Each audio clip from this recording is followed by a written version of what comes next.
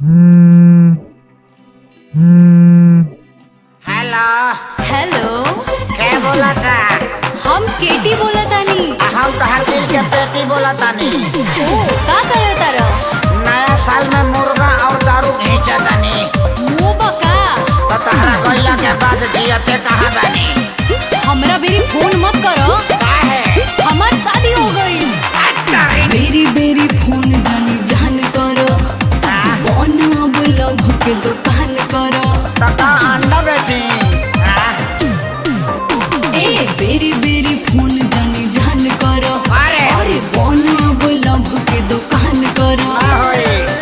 गम में तो हरा पिया तानी मुर्गा मछरी खाके। ओहो, गम में तो हरा पिया तानी मुर्गा मछरी खाके। तो नया साले में करब बवाल वो तारा ससुरा में आके। नया साले में करब बवाल वो तारा ससुरा में आके। ना बाबा ना।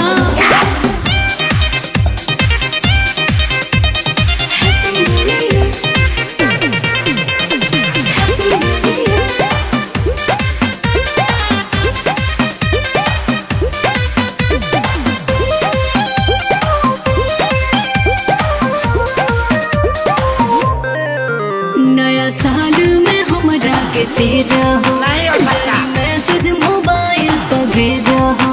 कभी नहीं होगा। पूछो हाँ। हो नया साल में हमरा के तेजा हो। जनी मैसेज मोबाइल पर भेजा हो। तो जब ले जियब जानो नंबर ना डिलीट करब हो। तहरा इला के अब नाही रेट करब हो। पिटवाई तू। सभे अपना लभरी संगे नाचता हिला के। तो नया साले में करब बवाल हो तारा ससुरा में आके। मरद मारी लगी। नया साले में करब बवाल हो तारा ससुरा में आके। Happy new year, happy new year.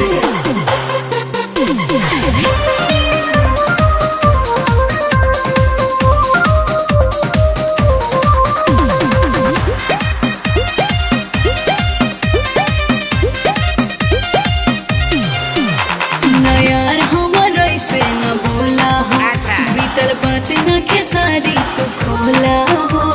तिलौनी उड़ा देंगे। कह रहा है। सुना यार हमर ऐसे न बोला हो। बीतल बात न खेसारी तू खोला हो। तो सोनू यादव राज के अब दया सारे पड़ी ना। जब ले देखब नाही जान हमके दारू चढ़ी ना। ना देखबो। कोरोनो नील कोमल चुमा ले तरे देखा के। जाय दो। तो नया साले में करब बवाल हो तारा ससुरा में आके। पगलाइए गइलो। नया साले में करब बवाल हो तारा ससुरा में आके। ना मनबो। ना तो ना मिलो तो खेचू छोड़ के मुँह अब हट।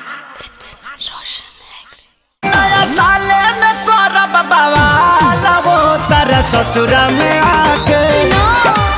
नया साले में करब बवाल हो तारा ससुरा